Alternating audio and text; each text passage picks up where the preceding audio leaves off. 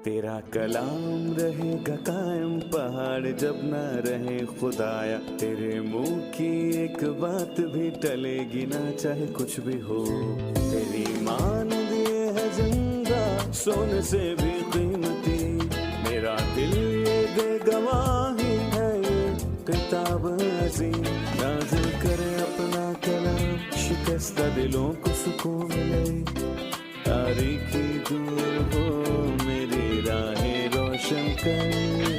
दिल अपना कलाम कसरत से ए खुदा बदल दे, रिहाई दे कसरत से फल मिलाओ। कलाम रहेगा कायम पहाड़ जब ना रहे खुदाया, तेरे मुंह की एक बात भी टलेगी ना चाहे कुछ भी हो। क्या परस्तिश का मतलब दुआ में घुटने टेकना है या इसका कुछ और मतलब है? जब सामरी औरत ने मसीह से ये कहा कि हमारे बाप दादा ने इस पहाड़ पर परस्तिश की और तुम कहते हो कि वो जगह जहाँ परस्तिश करनी चाहिए यरूशलेम में है, तब यीशु ने उससे कहा ना यहाँ ना यरूशलेम में ना ही गरजीम में। क्या मसीह यहाँ पर परस्तिश की जगह के वजूद को बिल्कुल मौकूफ कर रहा है या इसका कुछ और मतलब है?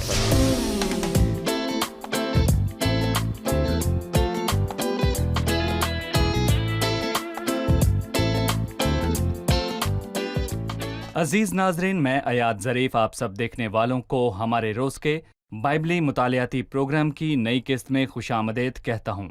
इस प्रोग्राम में हम बाइबल मुकद्दस की तमाम किताबों का जामे मुतालिया पेश कर रहे हैं। अभी हम यूहन्ना की इंजील के चौथे बाब का मुतालिया कर रहे हैं और आज खुदा की मर्जी से हम 21वीं आयत से लेकर बाब के आखिर तक अपना मुतालिया जारी रखेंगे। लेकिन प्रोग्राम के बाकायदा आगाज से पहले मैं खुदा के खादिम भाई यूसुफ को खुशामदीद कहूंगा। बहुत शुक्रिया भाई, मैं ठीक हूँ। हम अपने तमाम हाजरीन को जो हमारे साथ इस किस्त का हिस्सा हैं इनको भी खुशामदीद कहते हैं। जैसा कि आप जानते हैं कि हम अपने हाजरीन के अरसाल किए हुए पैगामात को पढ़ते हैं जो हमें हमारी वेबसाइट biblemutalaya.com और फेसबुक के कमेंट बॉक्स में और यूट्यूब पर भेजते हैं। मैं शुरू में चंद पैगामात को पढ़ना चाहूंगा। सबसे पहले बहन जैकुलिन हमें लिखती हैं, बाइबली मुतालिया शो पर काम करने वाले तमाम भाइयों, भाई अयाद और बाकी मेहमान, खुदा के खादिम, मैं सबका तहे दिल से शुक्रिया अदा करती हूँ। मैं आप सबको खराज तहसीन पेश करती हूँ कि आप खुदावंद के नाम का प्रचार कर रहे हैं और इसके वसीले से बहुत से लोग मुस्तफीद हो रहे हैं। आप खुदावंद के अजीम कलाम को हमारे लिए आसान लफ्ज़ों में बयान करते हैं। आपका अंदाज़े बयां बहुत बहुत खूबसूरत और मुफीद है। मैं हमेशा इस शो के लिए दुआ करती हूँ और किताब मुकद्दस का मुकम्मल मुतालिया करती हूँ। मैं खुदा से दुआ करती हूँ कि वो आपको उसका पैगाम दूर पार और ज़िंदगी के चश्मे के प्यासे लोगों तक पहुँचाने का फजल बख्शे। खुदा आपको और आपकी बशारती खिदमत को बरकत दे। आखिर में मैं भाई अयाद और खुदावंद के अजीम खादिम भाई यूसुफ का शुक्रिया अदा करना चाहती हूँ कि वो शानदार तरीके से मेरे सवालों का जवाब देते हैं। खुदावंद हमेशा आपको अपने हिफ्ज़ो ईमान में रखे और इस प्रोग्राम के वसीले से लोग बरकत पाएं। बहन जैकुलिन आपके इन मुखलिस अल्फाज के लिए शो की इंतज़ामिया आपका शुक्रिया अदा करती है। दुआ करती रहें कि खुदावंद हमें उसके पैगाम को पूरी दुनिया तक पहुंचाने की तौफीक बख्शे। हमें एक और पैगाम बहन महा की तरफ से मौसूल हुआ है जिसमें वो कहती हैं, खुदा आपकी बशारती खिदमत और खुदावंद में हमारे भाइयों के लिए तमाम कोशिशों के लिए आपको बरकत बख्शे। हम आपके साथ खुदा के कीमती कलाम का मुताला करने को बहुत पसंद करते हैं। मैं और मेरे शौहर हर रोज़ इस किस्त का बेसब्री से इंतज़ार करते हैं। इससे मुझे और मेरे शौहर को बहुत बरकत मिलती है और हम रोज़ आपको अपनी दुआओं में याद रखते हैं। खुदावंद आपको बहुत बरकत दे। और जब हमारे घर मेहमान आते हैं तो हम उनके साथ मिलकर आपका ये प्रोग्राम देखते हैं और हम दूसरे लोगों को भी आपके प्रोग्राम के बारे में बताते हैं ताकि वो भी खुदा के कलाम को जान सकें। बहन, हम आपके बहुत शुक्रगुजार हैं कि आप दूसरों को भी इस प्रोग्राम के बारे में बताती हैं और आप अपने मेहमानों के साथ मिलकर खुदा के कलाम को बांटती हैं। खुदावंद आपको बहुत बरकत दे। बहन ओलिविया की तरफ से एक पैगाम है, खुदा आपके साथ हो। वो जिसने आपके जरिए इस काम को शुरू किया वही इसे पूरा करेगा और इस प्रोग्राम के जरिए अपने कलाम को हम पर जाहिर करेगा। खुदा आपको बहुत सी रूहें जीतने की खुशी नसीब करे। ये प्रोग्राम बहुत खूबसूरत है और हर शख्स के लिए मुनासिब है। ये बाइबल के बहुत से पहलुओं का अहाता करता है। एक और पैगाम बहन निदा की तरफ से है। वो कहती हैं, खुदावंद ने जो काम आपके जरिए शुरू किया वो अपनी मुद्दत के दिन पर इसे पूरा करेगा। खुदावंद आपको बरकत दे। अगला पैगाम बहन नौरीन की तरफ से है। वक्त है कि बाइबल की सच्चाई का ऐलान किया जाए। खुदावंद आपको बरकत दे। अगला पैगाम बहन सुजन की तरफ से है। वो कहती हैं कि इस बाइबली मुतालियाती प्रोग्राम के जरिए मैंने बहुत कुछ सीखा اور खुदाउन के कदमों में आकर अपने गुनाहों का कफ़ारा किया। खुदाउन आपकी बशारती खिदमत को बढ़ाए और आपको बरकत दे। मैं आपका और अपने तमाम नाज़रीन का शुक्रिया अदा करता हूँ जो हमें ये पैगामात अरसाल करते हैं। खुदा आपको बरकत दे। हम सब शिरकत करने वालों की और सवालात पूछने वालों की हौसला अफजाई करते हैं। खुदावंद हमें इन तमाम सवालात के जवाब देने में हमारी मदद करे। आपकी शिरकत और सवालात का खैर मकदम करते हैं। भाई यूसुफ, इंतज़ार के लिए माजरत। शुक्रिया, खुदा आपको बरकत दे। भाई, हम अपनी गुफ्तगू को जारी रखते हैं।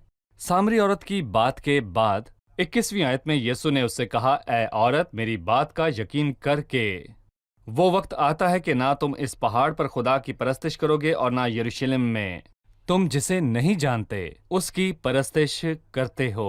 हम जिसे जानते हैं उसकी परस्तिश करते हैं क्योंकि निजात यहूदियों में से है। सच्चे परस्तार बाप की परस्तिश रूह और सच्चाई से करेंगे क्योंकि बाप अपने लिए ऐसे ही परस्तार ढूंढता है। खुदा रूह है और जरूर है कि उसके परस्तार रूह और सच्चाई से उसकी परस्तिश करे। औरत ने उससे कहा, मैं जानती हूँ कि मसीह जो खरस्तिस कहलाता है आने वाला है। जब वो आएगा तो हमें सब बातें बता देगा। यीशु ने उससे कहा, मैं जो तुझसे बोल रहा हूँ वही हूँ। इतने में उसके शागिर्द आ गए और ताज्जुब करने लगे कि वो औरत से बातें कर रहा है। तो भी किसी ने ना कहा कि तू क्या चाहता है, तू उससे किस लिए बातें करता है। बस औरत अपना घड़ा छोड़कर शहर में चली गई और लोगों से कहने लगी, आओ एक आदमी को देखो जिसने मेरे सब काम मुझको बता दिए। क्या मुमकिन कि मसीह ये है? वो शहर से निकलकर उसके पास आने लगे। मसीह ने सामरी औरत को जवाब दिया जब उसने कहा कि हमारे बाप दादा ने उस पहाड़ पर परस्तिश की और तुम कहते हो कि वो जगह जहां परस्तिश करनी चाहिए यरूशलेम में है। तब यीशु ने उससे कहा, ना यहाँ ना यरूशलेम में ना गर्जीम में। क्या मसीह यहाँ परस्तिश की जगह को बिल्कुल मौकूफ कर रहा है या इसका कुछ और मतलब है? देखें भाई, मुझे लगता है कि वो वक्त आ गया है जब परस्तिश किसी खास जगह पर महदूद नहीं रही। खुदा रूह है और वो आसमान और जमीन को रूह से भरता है। और अगर मैं ये कहता हूं कि ये जगह परस्तिश के लिए है और ये जगह नहीं है, तो ये पुराने अहदनामे की बुनियाद है। लेकिन मसीह के आने के बाद हकीकी परस्तिश का आगाज हुआ और अब ये कहाँ और कैसे की बात नहीं रही। और उसने ये नहीं कहा कि परस्तिश कहाँ हो, ना पहाड़ पर, ना यरूशलेम में, और ना कहा कहाँ। लेकिन उसने बताया कि बाप की परस्तिश कैसे करनी है, रूह और फिर सच्चाई से। आप लफ्ज़ परस्तिश को तफसील से बयान करें ताकि नाजरीन बेहतर तौर पर समझ सकें। क्या इसका मतलब दुआ में घुटने टेकना है या इसका कुछ और मतलब है? नहीं, परस्तिश का मतलब इससे बढ़कर है। यकीनन ये हरकत किसी अजीम शख्सियत के लिए अदब एहतराम को जाहिर करने के लिए की जाती है। तो मतलब ये कि जब मैं घुटने टेकूं तो ये एक ज़ाहिरी तासुर है जो दिल के सच्चे जज्बे को जाहिर करता है, क्योंकि मेरे दिल में खुदा के लिए बहुत एहतराम और कदर कीमत है। मतलब ये कि अगर मैं घुटने टेकता हूं तो ये अदब एहतराम को जाहिर करता है। मतलब जो कुछ खुदा ने मेरे लिए किया ये उसके अदब एहतराम में है। पहले मैं अपनी खातिर उसकी कदर करता हूँ। वो सजदे के लायक है। आओ अपने खुदावंद खालिक के हजूर झुककर सजदा करें और उसकी परस्तिश करें और उस सब के लिए जो उसने किया। बल्कि उसका सबसे शानदार काम वो है जो उसने हमारी निजात के लिए किया, और उसके साथ उसकी मुहाफ़ज़त, परवरदिगारी और बरक़ात, ये सब शानदार हैं। तो मैं खुदा के आगे झुककर उसकी अच्छाई और फजीलत और जो कुछ भी उसने मेरे लिए किया मैं उसका दिल से एहतराम करता हूँ। मैं चाहता हूं कि आप यहूदी इबादत और मसीही इबादत में फ़र्क बताएं ताकि हम इसे अच्छी तरह समझ सकें। देखें भाई, मैं ये कहना चाहता हूँ, बल्कि मसीह ने खुद कहा कि हकीकी परस्तिश का वक्त अब है, क्योंकि हकीकी परस्तिश झूठी और फर्जी परस्तिश से बिल्कुल मुख्तलिफ है। सामरी की परस्तिश झूठी थी। तुम जिसे नहीं जानते उसकी परस्तिश करते हो। और क्या ये मुमकिन है कि इंसान क्या उस खुदा को नहीं जानता जिसकी परस्तिश करता है? अफसोस, ऐसी इबादतें आम हैं। जब पालूस एथन गया तो उसको एक ऐसी कुर्बानगाह मिली जिस पर लिखा था नामालूम खुदा के लिए। उसने उनसे कहा, बस जिसको तुम बगैर मालूम किए पूछते हो मैं तुमको उसी की खबर देता हूँ। हम उसकी परस्तिश करते हैं जिसे हम जानते हैं, वो नहीं जो हमें जानता है, बल्कि उसकी जिसे हम जानते हैं। हमारा उससे करीबी ताल्लुक है, एक बाप का रिश्ता। इसलिए उसने कहा खुदा ऐसे परस्तार ढूंढता है। मतलब खुदा हमसे दूर नहीं और ना ही हम खुदा से दूर हैं और ना ही हम जन्नत में अकेले हैं। नहीं, बल्कि मेरा तुम्हारे साथ एक करीबी और गहरा रिश्ता है, और वो रिश्ता बाप और बेटे का है, और मैं बाप की परस्तिश करता हूँ। और मुबारक है वो जो जानता है कि खुदा उसका बाप है।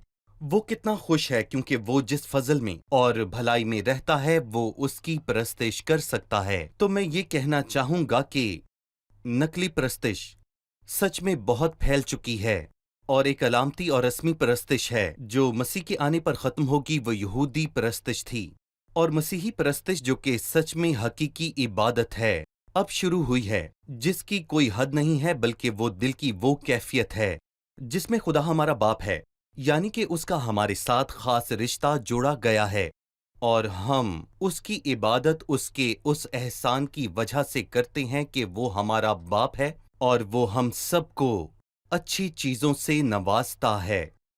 तीसरा बाब हमें खुदा के बारे में बताता है जिसने दिया, जब उसने अपना इकलौता बेटा कुर्बान सही। किया। चौथा बाब बाप के बारे में बताता है जिसने तलाश किया। तो वो जिसने दिया अब वो तलाश में है। वो बिल्कुल। कहता है खुदा से परस्तार तलाश करता है। जी, मैं चाहता हूं कि आप हमें बताएं कि सच्चे परस्तार कौन हैं।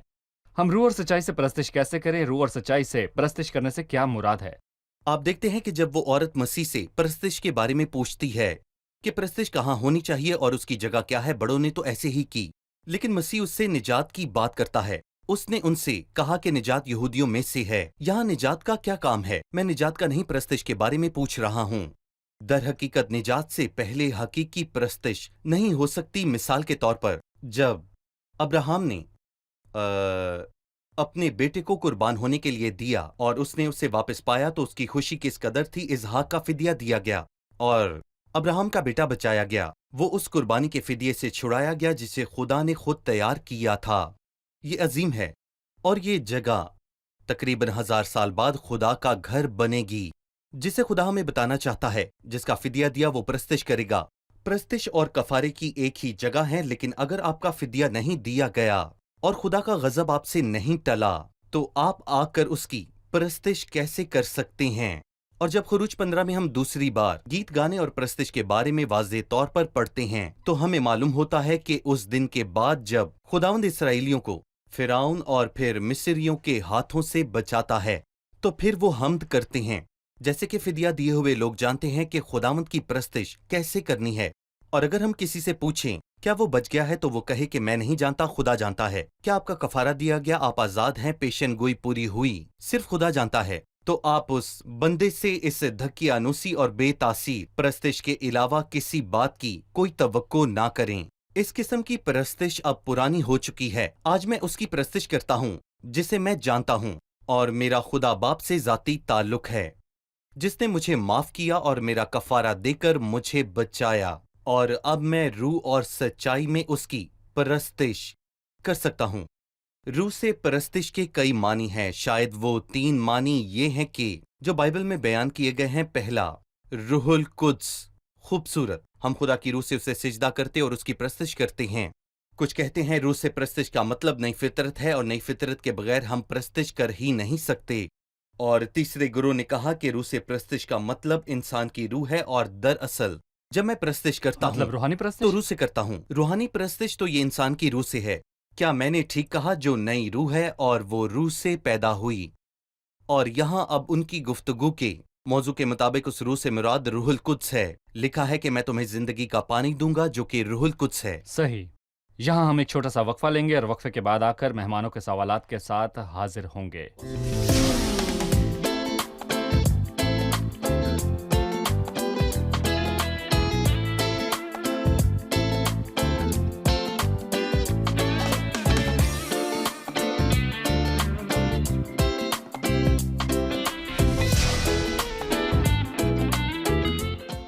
आइए अब चलते हैं अपने मेहमानों की तरफ और उनसे सवाल पूछते हैं। जी, किसका सवाल है? मार्को, आप पुरजोश दिखाई दे रहे हैं। जी, पूछिए। 22वीं आयत में यस्सु कहता है कि नजात यहूदियों में से है। जी, जब खुदावंद यस्सु इंसान की सूरत में आया वो यहूदियों में से था। पहले बाब से हम जानते हैं कि वो अपनों के पास आया, जिसका मतलब वो यहूदियों के पास आया। यूहन्ना 3:16 में लिखा है, खुदा ने दुनिया से ऐसी मोहब्बत रखी कि उसने अपना इकलौता बेटा बख्श दिया। क्या ये यहूदियों की नस्ल के हक में तरफदारी नहीं है? क्या निजात दहिंदा यहूदियों में से आएगा? नहीं, इनमें से आना तरफदारी بالکل نہیں ہے، کیونکہ وہ صرف ان کے لیے نہیں آیا۔ مثلاً ہم رومیو کے 9ویں باب میں پڑھتے ہیں، اس نے کہا کہ اور قوموں کے بزرگ انہی کے ہیں۔ اس نے نہیں کہا کہ مسیح ان کا ہے، اور کہا کہ جسم کی روح سے بھی مسیح انہی کا ہوا۔ خدا کا شکر ہے کہ اس نے کہا ان میں سے ان کے لیے نہیں۔ خدا کہہ سکتا تھا کہ وہ ان کے لیے ہے۔ وہ تحفے خاص لوگوں کو دینا چاہتا ہے، وہ ایسا کر سکتا ہے۔ سارا جلال اس کا ہے، اس نے دنیا سے محبت رکھی۔ جسم کی روح سے مسیح ان میں سے ہے، لیکن صرف انہی کا نہیں ہے۔ وہ سب کے لیے ہے، اور جو کوئی اس کے نام سے آتا ہے وہ بچ جاتا ہے۔ صحیح بھائی، اس کے بعد مسیح کے پرستش کے متعلق بیان کے بعد عورت کا رد عمل بتاتا ہے۔ 25ویں آیت میں لکھا ہے، عورت نے اس سے کہا، میں جانتی ہوں کہ مسیح جو خرستس کہلاتا ہے آنے والا ہے، جب وہ آئے گا تو ہمیں سب باتیں بتائے گا۔ یسوع نے اس سے کہا، میں جو تجھ سے بول رہا ہوں وہی ہوں۔ نتیجہ اتنے میں اس کے شاگرد آ گئے اور تعجب کرنے لگے کہ وہ عورت سے باتیں کر رہا ہے۔ 28ویں آیت میں لکھا ہے، پس وہ عورت اپنا گھڑا چھوڑ کر شہر میں چلی گئی۔ یہاں ایک تبدیلی ہے، اس عورت نے اپنا گھڑا چھوڑا۔ میں یہاں آپ کو ایک اخلاقی سبق دکھاتا ہوں۔ یہ وہ متوقع تبدیلی ہے جو ان لوگوں کی زندگی میں آنی چاہیے جو خداوند سے ملتے ہیں۔ دراصل اس عورت کو اپنے گھر کی بہت فکر تھی، لیکن اس عورت نے اپنا گھڑا چھوڑا کیونکہ وہ روحانی طور پر اب پیاسی نہیں رہی تھی۔ یقیناً مسیح نے اسے زندگی کا پانی دیا، سو اب اسے حقیقت میں پانی کی ضرورت نہیں تھی، اس لیے اس نے اپنا گھڑا چھوڑ دیا۔ اور میرا خیال ہے کہ وہ لوگ پانی کے سوا کچھ اور سوچ بھی نہیں پاتے۔ اس عورت کا گھڑا چھوڑنا اس بات کی علامت ہے کہ اب وہ پیاسی نہیں رہی۔ نہ صرف اس نے گھڑا چھوڑ دیا، بلکہ شہر میں جا کر یہ کہنے لگی، آؤ ایک آدمی کو دیکھو جس نے میرے سب کام مجھے بتا دیے۔ کیا ممکن یہ ہے کہ یہ مسیح ہو؟ کیونکہ اس نے خود کو اس پر ظاہر کیا کہ مسیح جو آنے والا ہے میں ہی ہوں۔ آؤ ایک آدمی کو دیکھو جس نے میرے سب کام مجھ کو بتا دیے۔ کیا یہ مسیح ہے؟ مطلب وہ شخص جس نے مجھے بتا دیا کہ میں نے کیا کیا کیا۔ کیا ایک عام آدمی یہ بتا سکتا ہے کہ ہم نے کیا کیا ناممکن۔ کیا؟ لیکن اس نے دیکھا وہ ایک آدمی ہے، اور اگر وہ ایک عام آدمی نہیں ہے تو پھر وہ کون ہے؟ وہ مسیحا ہے جس مسیح کا ہے۔ ہم انتظار کر رہے ہیں۔ اور یہاں پر میں یہ بھی کہنا چاہوں گا کہ سامری عورت ہونے کے باوجود وہ مسیح کا انتظار کر رہی ہے، اور میں اپنے تمام سننے والوں کو یہ کہنا چاہوں گا کہ مسیح آئے گا، اور وہ جلد آئے گا، کیونکہ کچھ ہی عرصہ بعد بلا تاخیر، اور میں اس کی اپنے آمد پورے ہوگی۔ دل سے اس کی امید کرتا ہوں کہ وہ سامری عورت جو الہی حقیقت سے دور تھی، وہ مسیح کی آمد کے بارے میں جانتی تھی۔ تو میرا خیال ہے میں یہ کہوں گا کہ ہمارے لاکھوں دیکھنے والے جانتے ہیں کہ مسیح آئے گا، لیکن میرا یہاں آپ سے یہ سوال ہے کہ کیا آپ اس کی آمد کے لیے تیار ہیں؟ کیا آپ تب تیار ہونے کا سوچیں گے جب وہ آ جائے گا؟ تب تو بہت ہی دیر ہو جائے گی۔ مسیح سے متعلق فیصلہ لینا ابھی ابھی واجب ہے۔ فیصلہ کرنا بہت ضروری ہے۔ 31ویں آیت میں شاگرد اس سے درخواست کرتے ہیں کہ اے ربی کچھ کھا لے، لیکن اس نے ان سے کہا میرے پاس کھانے کے لیے ایسا کھانا ہے جسے تم نہیں جانتے۔ پس شاگردوں نے آپس میں کہا کہ کیا کوئی اس کے لیے کچھ کھانے کو لایا ہے؟ یسوع نے ان سے کہا میرا کھانا یہ ہے کہ اپنے بھیجنے والے کی مرضی کے موافق عمل کرو اور اس کا کام پورا کرو۔ شاگردوں کی سوچ کچھ اور تھی اور مسیح کی کچھ اور۔ مجھے کھانا اور کھانا کھانے کے بارے میں بتائیے۔ کہا جاتا ہے کہ مسیح اس سامری عورت سے اس پانی کے بارے میں بات کرتا جو یعقوب کے کنویں سے نہیں آ رہا تھا۔ وہ شاگردوں کے کھانے کی بات کرتا جو سوخار کی دکانوں سے نہیں خریدا جاتا۔ پانی سے اس کی مراد روحانی اور تمثیلی ہے، اور کھانے سے بھی مراد اس کی یہی ہے، مطلب روحانی، تمثیلی اور اخلاقی طور پر۔ یوحنا کی انجیل میں مسیح نے اس اظہار کا طریقہ بہت دفعہ استعمال کیا گیا، لیکن جس سے ہر بار غلط سمجھا گیا۔ ہم نے ابھی تیسرا باب ختم کیا ہے جب اس نے پانی اور روح سے پیدا ہونے کے بارے میں کہا، اور نیکودیمس نے سوچا کہ آدمی کو اپنی ماں کے پیٹ میں پھر سے داخل ہو کر پیدا ہونا ہے، اور کچھ لوگوں نے سوچا کہ یہ پانی لفظی طور پر بپتسمے کا پانی ہے، مطلب کہ انسانوں کی سوچ لفظی اور مادی اشیاء تک ہی محدود ہے۔ لیکن یسوع کا مطلب ہمیشہ ہی روحانی تھا، جو اس سے بھی بڑھ کر ہے۔ تو پانی سے اس کی مراد روح القدس کا تحفہ ہے، اور کھانے سے اس کی مراد جیسے اس نے بیان کیا کہ میرا کھانا یہ ہے کہ میں اپنے بھیجنے والے کی مرضی کے موافق عمل کروں، مطلب کہ میں اسے صرف ذمہ داری کے طور پر نہیں لیتا بلکہ خوشی سے اسے پورا کرتا ہوں۔ آپ صرف اپنے آپ کو زندہ رکھنے کے لیے نہیں کھاتے بلکہ بہت دفعہ آپ محظوظ ہونے کے لیے کھاتے ہیں۔ دنیا کی کچھ اچھی چیزوں میں سے ایک چیز کھانا بھی ہے، اور انسان کھاتا ہے اور محظوظ ہونا چاہتا ہے اور خدا کی مرضی کو خوشی کے ساتھ پورا کرتا ہے۔ اب میں اس باب کی باقی کی آیات پڑھنا چاہوں گا، پھر ہم وقفہ لیں گے اور وقفے سے واپس آ کر اس پر بات چیت کریں گے۔ اب میں آپ کے سامنے 46ویں آیت سے پڑھوں گا۔ پھر وہ کانا گلیل میں آیا جہاں اس نے پانی کو مے بنایا تھا، اور بادشاہ کا ایک ملازم تھا جس کا بیٹا کفرنہوم میں بیمار تھا۔ وہ یہ سن کر کہ یسوع یہودا سے گلیل میں آ گیا ہے، اس کے پاس گیا اور اس سے درخواست کرنے لگا کہ چل میرے بیٹے کو شفا بخش، کیونکہ وہ مرنے کو تھا۔ یسوع نے اس سے کہا، جب تک تم نشان اور عجیب کام نہ دیکھو ہرگز ایمان نہ لاؤ گے۔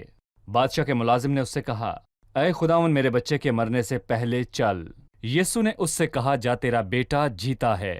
اس شخص نے اس بات کا یقین کیا جو یسوع نے اس سے کہی اور چلا گیا۔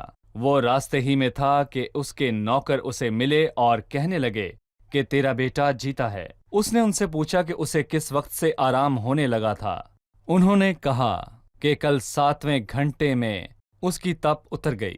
پس باپ جان گیا کہ وہی وقت تھا جب یسوع نے اس سے کہا تھا کہ تیرا بیٹا جیتا ہے، اور وہ خود اور اس کا سارا گھرانہ ایمان لایا۔ یہ دوسرا معجزہ ہے جو یسوع نے گلیل میں آ کر دکھایا۔ عزیز ناظرین، ہم یہاں پر ایک چھوٹا سا وقفہ لیں گے اور وقفے سے واپس آ کر حاضرین سے سوال پوچھیں گے۔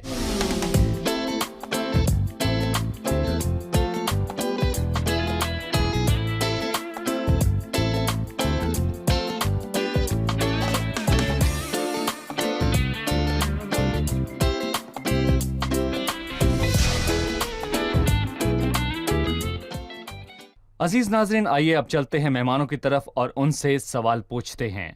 جی، آپ میں سے کون سوال پوچھنا چاہے گا؟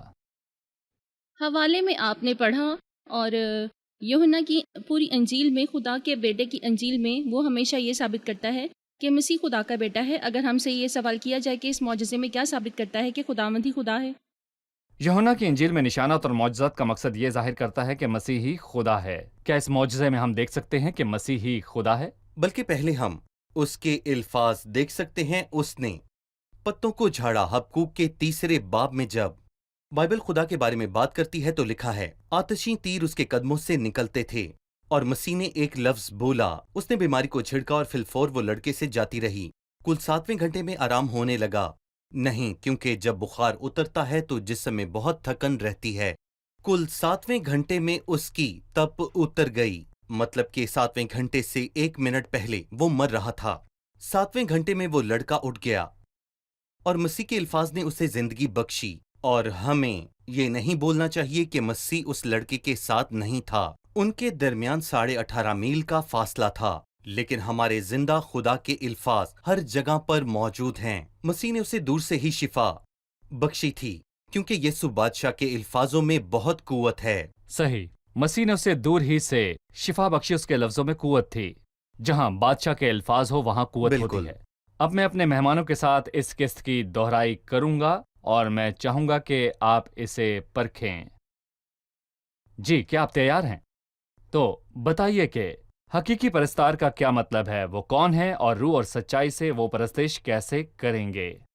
ہم جانتے ہیں کہ پہلے حقیقی پرستش کی ایک بنیادی شرط ہے جو کہ نجات یافتہ ہونا ہے، کیونکہ نجات کے بغیر پرستش پرانے عہد نامہ جیسی چھوٹی اور لفظی ہوگی۔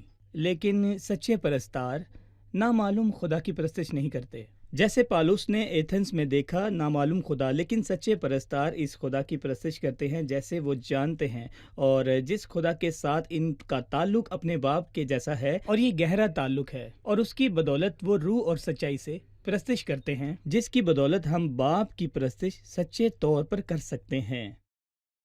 خداوند کا اس بات سے کیا مطلب ہے کہ نجات یہودیوں میں سے ہے؟ نجات یہودیوں میں سے ہے کا مطلب کہ یسوع مسیح یہودیوں میں سے آیا، لیکن نجات ساری دنیا کے لیے ہے۔ صحیح۔ بادشاہ کے ملازم کے بیٹے کو شفا دینے کا معجزہ مسیح کی الوہیت کو کیسے ثابت کرتا ہے؟ ہم نے دیکھا کہ خدا کے پاس اختیار ہے، تو جب اس نے اس تپ کو جھڑکا تو وہ فوراً اتر گئی، لیکن اس کے برعکس جب وہ اکثر دوا لینے کے بعد آہستہ آہستہ بخار اترتا ہے، لیکن اس کے الفاظ سے وہ فوراً اتر گئی کیونکہ اس کے پاس قوت تھی۔ وہ لڑکے کے پاس نہیں گیا کیونکہ وہ اس سے دور تھا۔ کیونکہ ہمارا خدا زندہ خدا ہے اور وہ ہر جگہ موجود ہے۔ بالکل، شفا دینے کے لیے اس کا وہاں موجود ہونا جی لازمی بالکل۔ نہیں تھا۔ شکریہ، خدا آپ کو برکت دے۔ اگلی قسط میں ہم مطالعے کو جاری رکھیں گے۔ شکریہ بھائی خدا آپ کو یوسف، برکت خدا آپ دے، کو بہت برکت شکریہ دے۔ بھائی۔ خدا ان کے فضل سے اگلی خدا قسط کی میں ہم حفاظت کرے۔ اس مطالعے کو مزید جاری رکھیں گے۔ آمین۔ آج کی قسط کا سوال، اس سے کیا مراد ہے کہ سچے پرستار روح اور سچائی سے خدا کی پرستش کرتے ہیں؟ سچے پرستار کا کیا مطلب ہے؟ روح اور سچائی سے باپ کی پرستش کرنے کا کیا مطلب ہے؟ مجھے آپ کے جواب کا انتظار رہے گا۔ میں امید کرتا ہوں کہ اگلی قسط میں آپ ہمارے ساتھ شامل ہوں گے اور ایک قیمتی انعام حاصل کرنے کے لیے آنے والی ایک ساعت میں آپ ہمارے تمام سوالوں کا جواب دیں گے۔ سب سے قیمتی تحفہ یہ ہے کہ آپ خدا کے کلام کو ڈھونڈیں اور اس سے فائدہ اٹھائیں۔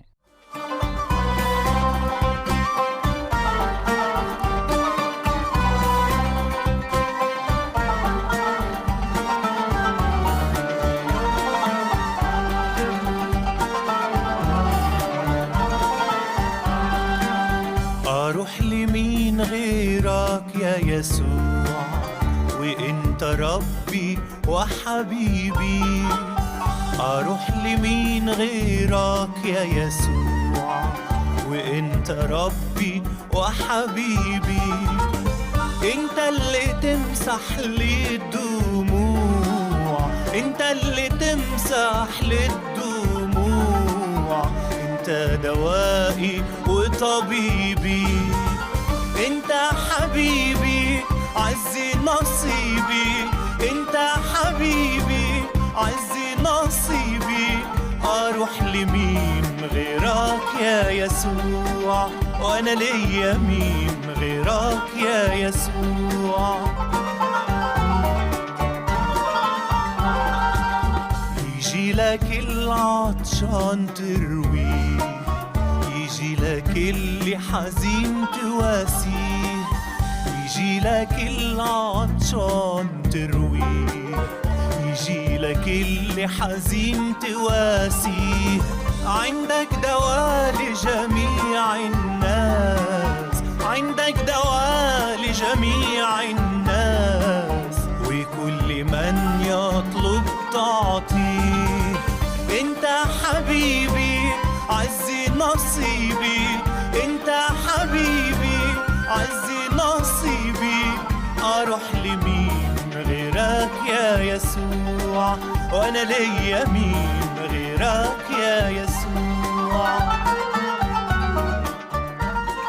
مجھے بتائیں کہ مسیح نے کس جگہ کہا کہ میں خدا ہوں، میری عبادت کرو؟ میں کیسے کہہ سکتا ہوں کہ وہ خدا کے برابر ہے اور وہ خدا ہے، اور ساتھ یہ بھی کہ بیٹا خود سے کچھ بھی نہیں کر سکتا؟ کیا ایسا کچھ ہے جو خدا نہیں کر سکتا؟ جی ہاں۔ ہم مسیح کی اس بات میں اس کی الوہیت کہاں دیکھتے ہیں؟ میرا باپ اب تک کام کرتا ہے اور میں بھی کام کرتا ہوں۔ تیرا کلام رہے گا قائم پہاڑ جب نہ رہے خدایا، تیرے منہ کی ایک بات بھی ٹلے گی نہ چاہے کچھ بھی ہو۔